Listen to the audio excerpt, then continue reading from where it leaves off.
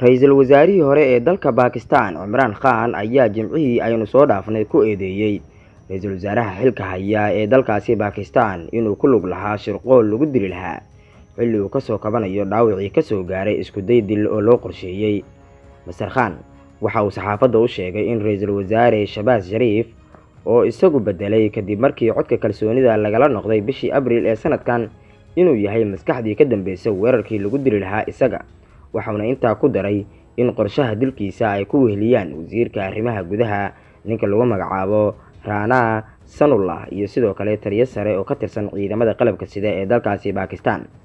saddexdan waxay go'aansadeen inay khaarijiyaan ayuu Khan ku yiri muuqaalkiisii ugu horeeyay ee tan iyo toogashadiisii Khamiistii aynu soo dhaafnay, isagoo intaa ku daray inuu ku lug lahaayeen laba nin oo hubeysan. dowladda Pakistan waxa ay dafirtay inuu ku lug lahayd isku dayga dil ee Khan, waxayna ku eedeysay inuu ka dambeeyay weerarkan kaliya qof ee ku dhashay fikirka xagjirnimada diimeed. militariga ayaa dhankooda eedeynta Khan ku tilmaamay mid aan sal iyo raad toona lahayn, waxayna sheegeen in ay ka xun yihiin in mas'uul heerkaasi ka gaaray dowladnimada dalka Pakistan uu jeediyo eedeyntan la mid ah iyagoo gaashaanka u daruuray. Imran Khan ayaa laga dhaawacay lugta maalintii Khamiista ahayd kadib markii la weeraray kolonyo uu la socday. nin watay qori darandoori u dhaca ayaa rasaas ku furay, dhowr qof ayaana dhaawacmay. Imran Khan iyo sidoo kale dad kale oo la socday ayaana dhaawac u gaaray, waa sida ay ku warantay wakaaladda wararka ee Reuters. weerarka ayaa ka dhacay magaalada lagu magacaabo Wazirabad oo qiyaastii 200 oo kiiloomitir u jirta magaalada caasimadda ah ee Islamabad. Khan ayaa xabadda waxay kaga dhacday kaldheerta lugta, sida uu sheegay Fawad, nin lagu magacaabo oo ah afhayeenka xisbiga PTI ee uu hogaamiyo Mr. Khan. Imran Khan iyo saaxiibkiisa xisbiga oo lagu magacaabo Faisal Javed ayaa ku dhaawacmay rasaas. Khanna waxay xabadda kaga dhacday kaldheerta waxaana loo qaaday isbitaalka, ayuu yiri ninka afhayeenka u ah xisbigiisa oo la hadlayay wakaaladda wararka ee Reuters.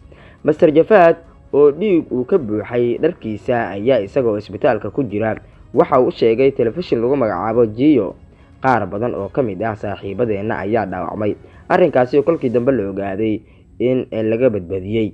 nin lagu tuhmayo weerarka ayaa la toogtay, sida uu sheegay mid ka mid ah kaaliyaasha Khan, waana arrin ka dhaliyay in tuhun badan uu dhasho maadaama la doonayay in ninkani ciidamadu ay gacanta ku dhigaan oo wareysi lala yeesho ama baaritaano lagu sameeyo si loo ogaado cidda ka dambeysay shirqoolkan ama cidda soo dirtay iyo sidoo kale haddii ay jiraan gacmo dibadda ah oo arrinkaasi ku lug leh.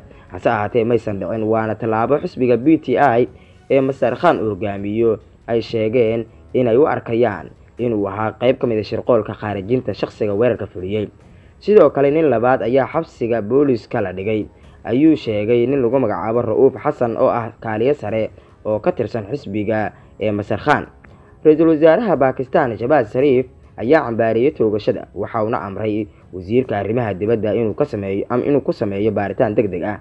arrinkaasi ayaana la yaab dhaliyay in wasiirka arrimaha dibadda loo xil saaro baaritaan dil ka dhacay gudaha dalkaasi ama shirqool ka dhacay gudaha dalkaasi oo lagu beegsaday shakhsi mucaarad ahaa, taasi oo xukuumaddu ay geli karaan faro waaweyn. Mr. Khan oo 70 jir ah waxa uu hogaaminayay dibadbax lagu tagayay magaalada caasimadda ah Islamabad oo lagu dalbanayo doorasho waqtigeeda ka soo hormarta. tan iyo markii xukunka looga tuuray cod baarlamaanka ee looga qaaday bishii Abriil, Khan ayaa dibadbaxyo ku qabanayay Pakistan isagoo mucaarado xoogan ku kiciyay dowladda oo la halgamaysa inay dalka ka saarto xasarada dhaqaale ee ka tagtay dowladdiisii hore ee Khan uu horkacayay. sidoo kalena dalkaasi ay ku dhifteen musiibooyin waaweyn oo ay ka mid yihiin daadad xoogan oo dalkaasi ku dilay 10 qof bilihii aynu soo dhaafnay. Mr. Khan ayaana kolonyada uu la socday waxa qorshuhu ahaa inay tartiib uga soo baxdo wadada lagu magacaabo Grand Trunk una jihaysato Islamabad oo ah caasimadda dalka Pakistan, iyadoo taageerayaal badan ay kasii raacayaan wadada oo magaalooyin dhowr ah oo waaweyn ayuu sii mari rabay. waxaan doonayaa inaan dhammaantiin ka qayb qaadataan. tani ma ahan arrin siyaasadeed ama mid shakhsi ama in la rido dowladda. tani waa in waddankeena lagu soo dabaalo xorriyad la taaban karo, ayuu yiri Khan ka hor dibadbaxyada. arrimahani oo idin waxay imanayaan iyadoo arrimaha gobolku ay sare u kacayaan, waxaana Shiinaha iyo Pakistan ay sameysanayaan xiriir dhaqaale oo isku dhow. waxaana sidoo kale Bakistan ay doonaysaa in deymaha lagu leeyahay gaar ahaan kuwa Shiinaha uu cafis uga fidiyo taa beddelkeedana uu maalgashi cusub ay u ogolaato oo ay ku jiraan in haddii suuragal ay noqoto saldhigyo military uu ka samaysan karo Shiinuhu dalkaasi. sidoo kale wadada xiriirta ah ee Shiinuhu uu doonayo in uu dunida oo idil uu ku gaarsiiyo badeecooyinkiisa ayaa la leeyahay waxaa saldhig u ah Bakistan oo waxaa laga yaabaa inuu iyana uu adeegsado goobaheeda istiraatiijiga ah. sidoo kale Bakistan ayaa waxay leedahay sirdoon adag oo kuwa reer galbeedka lagu tiriyo in ay la tartamaan, waxaana sirdoonkeedu lagu magacaabo ISI lagu sheegay inay yihiin sirdoon aad u xoogan oo qaata kaalintooda gobolka, waxayna aad isku hayaan sirdoonka kale ee Hindiya ee RAW. arrimahan oo idil waxay ku soo aadayaan isbeddello waaweyn oo gobolka ka dhacaya, si gaar ah dalka Afghanistan oo dawladii ka jirtay halkaasi ay cagta mariyeen kooxihii jihaadiyiinta ahaa oo dalkaasi haatan ka arriminaya. Bakistan waxay ku lug lahayd dagaalka Afghanistan ka socda, waxayna taageero badan ay sii jirtay kolkii hore jabhadda dalkaasi ka dagaalamaysa ee Taliban, inkastoo markii dambe ay ka soo horjeesatay oo ka qayb qaadatay weerarada dalkaasi Mareykanka iyo xulafadiisa gaashaanbuurta NATO ay ka wadeen muddo 20 sano ah.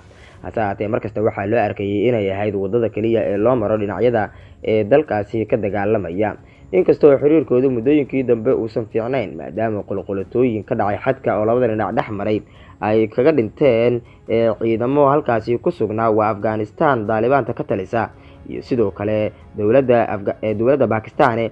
haddana weli waxaa loo arkaa Bakistan inay tahay laacib ka mid ah laacibiinta ama dalalka ugu waaweyn ee siyaasadda gobolka, inkastoo ay ishayaan Hindiya ayaa haddana gobolka Kashmir waxa uu dareemayaa muddooyinkii u dambeeyay degenaansho, waxaana gobolkaasi in badan muslimiin dad ah oo ku nool oo ay xoog ku haysato Hindiya ka socda dhibaatooyin waaweyn oo dadkaasi lagu hayo. Bakistan ayaa mar walba waxa ay sheegtaa inaysan aqbalaynin dhibaatada Hindiya ay ka wado gobolka ee kala qaybsan ee Kashmir, waxaana Hindiya gobolkaasi ay kol hore oo sanadii 2021 ay ka jartay internetka, waxaana gobolkaasi ka jira bandow iyo sidoo kale xaalad degdeg ah oo aan ka jirin gobolada kale ee Hindiya, waxaana dhibaatooyin baahsan loo geystaa dadka halkaasi ku nool.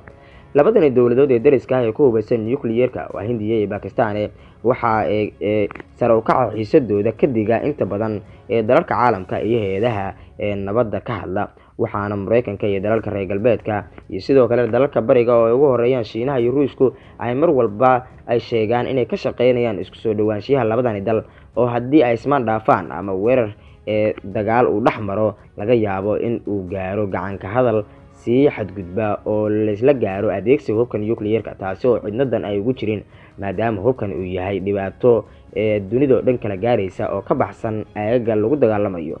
isku soo wada duub, toogashada Master Khan waxa ay noqonaysaa mid ka mid ah toogashooyin iyo shirqoollo waaweyn oo lagu sameeyay madax dalkaasi ka soo arriminaysay, oo Bakistan waa ku caan in la kharijiyo madaxda dalkaasi ama la isku dayo in la kharijiyo.